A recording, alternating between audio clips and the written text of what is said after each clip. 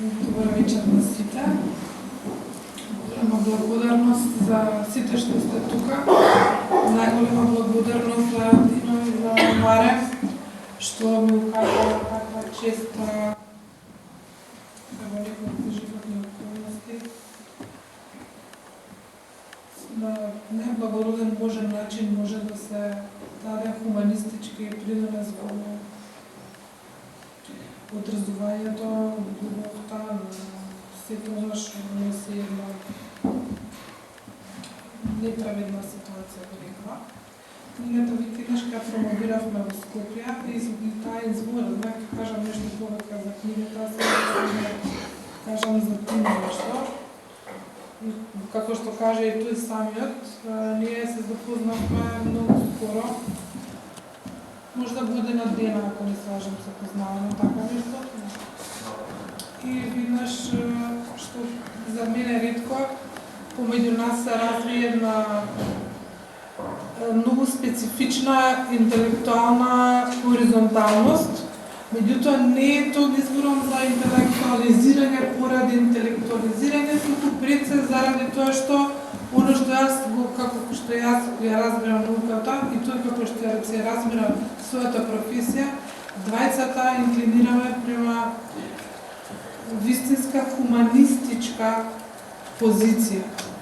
Исто како тоа што го права, да речеме, и нобеловците Штиглиц или Аџимоглу, кој што исто така нобеловец, кој што се бави со вештачката интелигенција и нескромно, меѓутоа ќе кажам, на Тино книгите, овие што се футуристички, две имам прочитано од тие книги, и во нив забележав истата таа линија која што некој со погрден збор би ја нарекол марксистичка од аспект на филозофски ракурс, но од аспект на хуманизам е единствената референтна точка на која што можеме да се повикаме во овој историски момент и контекст, а тоа мислам истото го кажа и отец.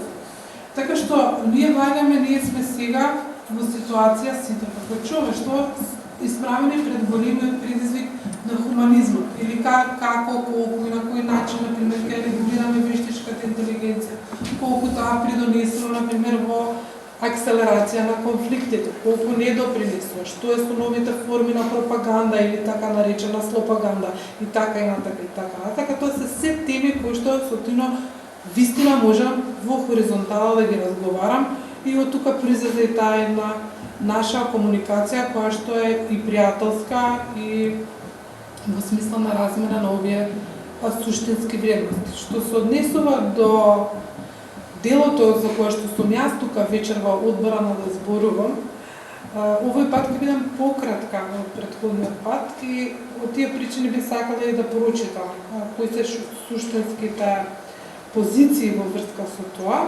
И ова дело е сосема различно од оно што веќе беше промовирано, затоа што станува збор за академски квалитет на труд. Значи, не зборуваме сега за футуризам, што не викам дека не е вредно, напротив, тоа е сосема друг жанр, туку станува збор за научно творештво. Тино направил научна книга, научна монографија на конкретна тема, која што ја има квалитет на докторат. И како таква јас и ја рецензирам во првото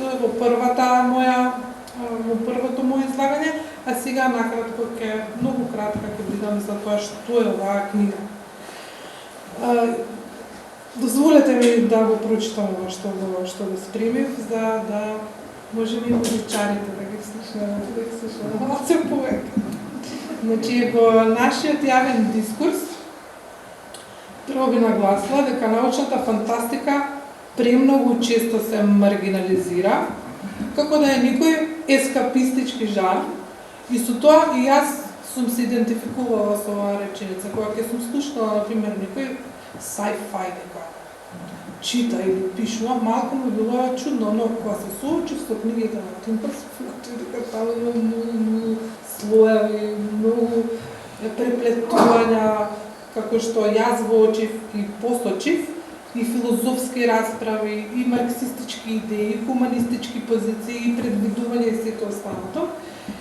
И тие не може да ги третираме повеќе, особено не денеска, како комфортно прибежиште за оние кои што добиваат наводно да се соочат со емпириската стварност по женски или тие се не се од тука. Но и токму читајќи ги тие две книги, не ги имам пак да кажам, сите прочитам две футуристички книги на Нешовски, сваќам дека неговиот фиктивен наратив е сосема нешто друго, значи тоа е високо софистицирана епистемолошка задача и алатка за деконструирање на реалноста. Зашто е епистемолошка? Затоа што клучните прашања денеска, мислам дека и отец од кој се сложи со мене, ако ме слуша, се врзани за епистемата. И тоа се клучните и политички прашања. И не попусто, во моите науки, во политичките науки, се зборува и за нови генерации на права, за така наречени епистемички права. Тоа до сега не постоело во нашиот курс, во нашиот светопит. Значи, епистемата е таа која што се обработува во футуристичкиот пакет за деконструкција на реалноста. Така што Валентин не е само на спекулативна фикција писател, некој на таква фикција, тука во вистинска смисла на зборот футурист. Тоа што значи да се футурист? Значи прво да се визионер, а второ што значи? Да трнеш од позиции на хуманизам за да бидеш нели футурист. И тоа не е мала работа, кога на некој ќе ми се каже дека е футурист, тоа е многу сериозно. Дури во историјата на уметноста кој учел архитектура, веројатно ти го знаеме, нели што значи футуризмот? Футуризмот е референтна точка за прогрес, за ново доба, но која што е антропоцентрична, односно во која што во фокус го става човекот. Тоа значи да си футурист. Футурист не значи да си чудак што мисли дека лета во НЛО или нешто така. За некого може би чудак, меѓутоа и чудакот, ако го третираме од сократовска позиција, тоа е оној кој ја вознемирува и истовремено и ја буди заспаната јавност. Ете тоа го прави Валентин во книгата Конфликт, мир и медиуми, која што замислете е напишана пред 20 години, а е референтна денеска. Исто и тука футуристички или визионерски ги антиципирал сите проблеми со кои што денеска се соочуваме во овој простор, со што недвосмислено демонстрира дека е пред се остар аналитичар со строг методолошки и со строг критички хабитус, што е референтна точка на научно дело. А неговата фантастика дефинитивно не е бегство, тука е хевристички модел преку тој кој што ги антиципира идните мутации на нашите тековни и актуелни политички пред се и општествени кризи. Тој тоа го прави.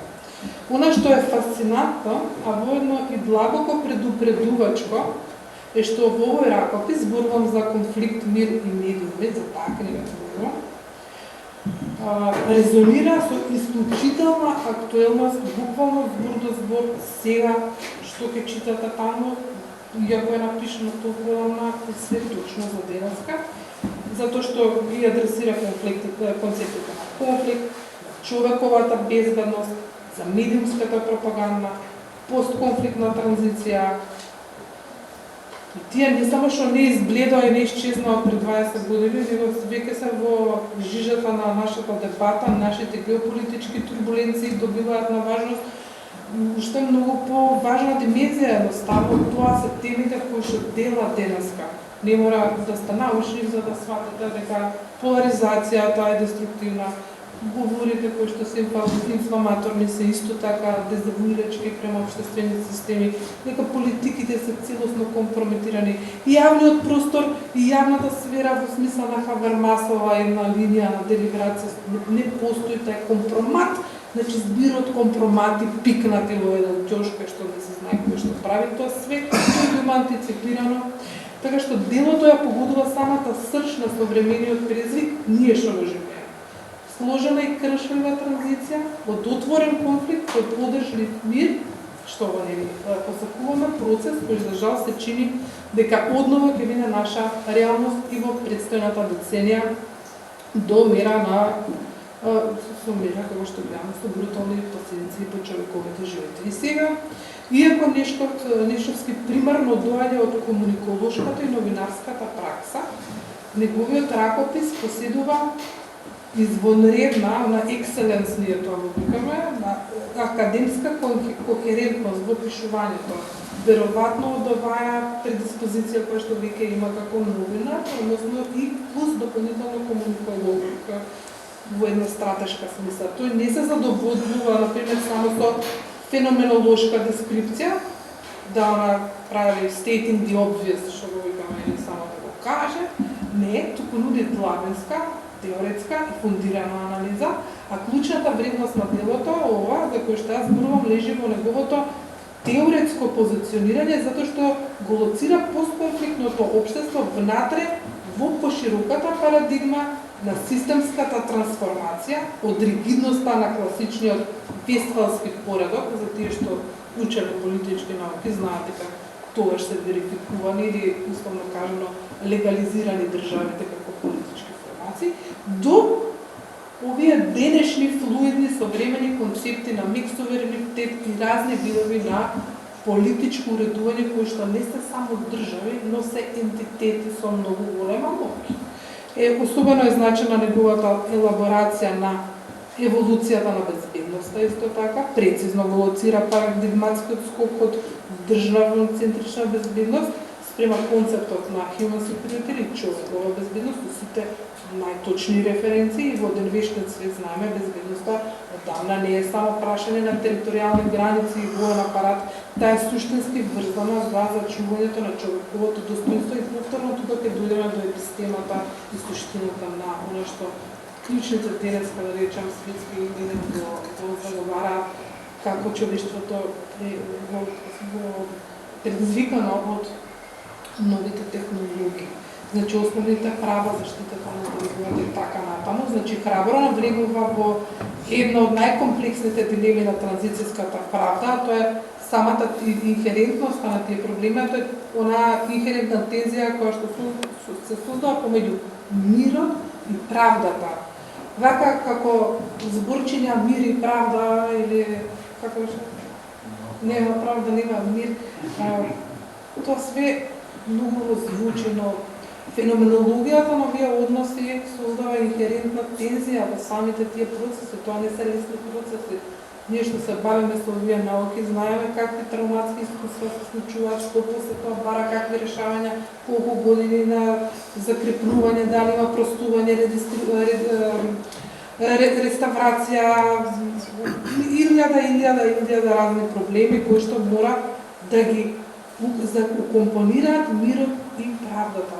Односно, едно без друго не може, меѓутоа тие инхерентности се во една феноменолошка тензија, затоа треба многу труд и многу учење. И тој тука луцидно аргументира дека мирот е структурно неодржлив без правда, но истовремено предупредува дека инсистирањето на апсолутна правда или правда сватана во површна смисла на зборот, што е многу комплексен концепт и лишено од политичка мудрост, може да го парализира помирувањето што де факто го гледаме навсекаде во светот во транзицијските процеси на правда. Сите се кај нас, например, концептот за лустрација, тоа беше пародија, така некако негде има страшни ситуации.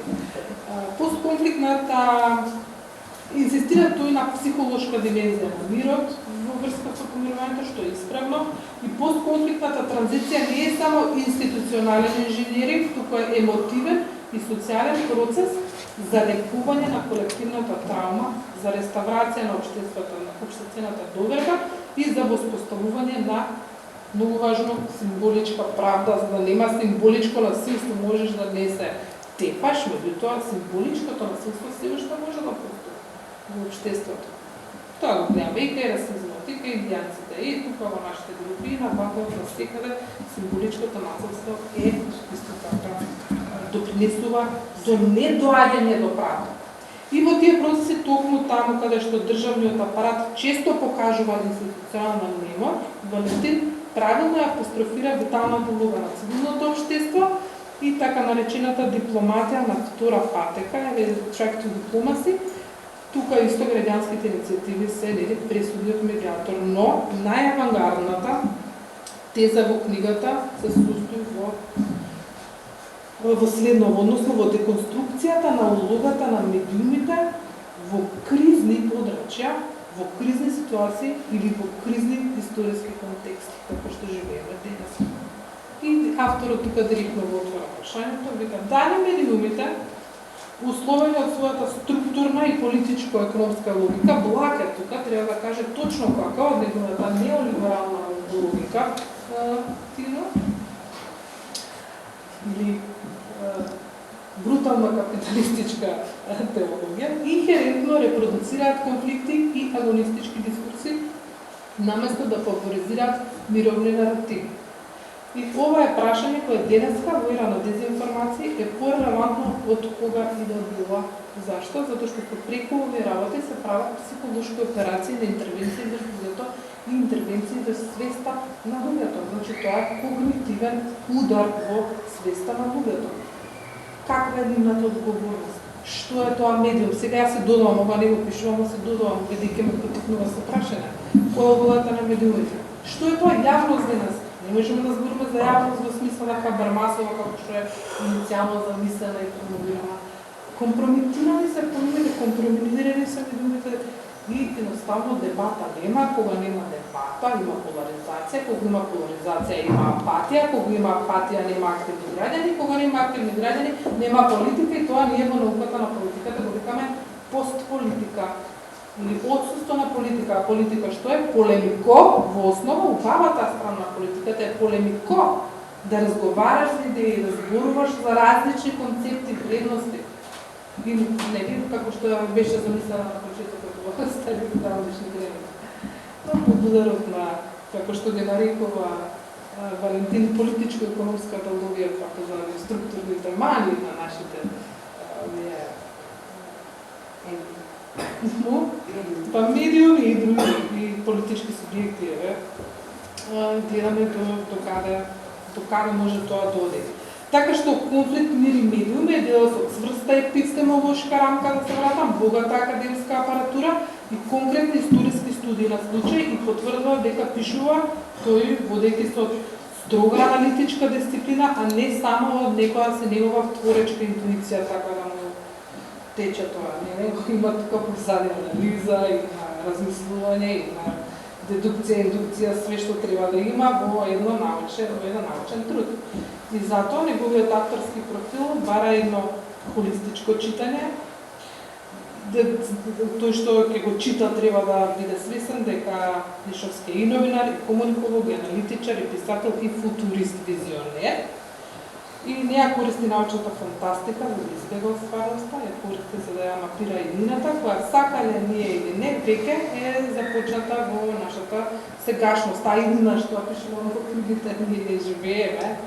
Јас сакам да се заблагодарам за трпението што ме изслушавте, а многу најмногу сакам да се заблагодарам за организацијата, на сите присутни и на тоа што јас чувствувам облагородите се до чувство на скромност на општата комунистичка идеја. Благодарам на вас, на слушањето и на присутните, на присутните, хвала на сите.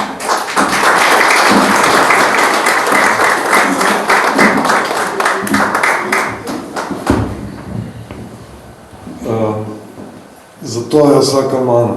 Кажува зборови, а всушност ноти. Само што низините ноти се дурови и дираат као дамара. Се цврсти и јаки, и тие што знаат малце музика знаат што значи дурови, дираат јако. За тоа те сакам.